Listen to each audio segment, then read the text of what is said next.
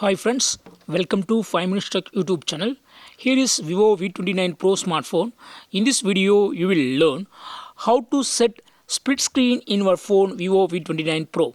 First of all, in your phone, go to any app. Here I open Google Play Store. For split screen, use 3 fingers and swipe up. Swipe up along the screen, and screen is splitted into 2 parts. Okay, in the another part, you can open another app.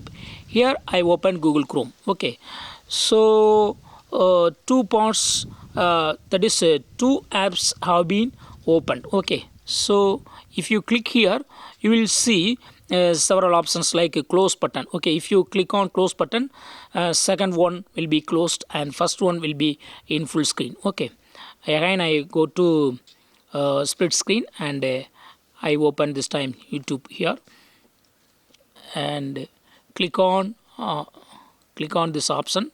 And here, if you would like to reverse the split area, click on this symbol, so that first part will come to the second position and second part will go to upper position. Okay, if you click on this icon, and second will be closed. Okay, second part will be closed. Okay,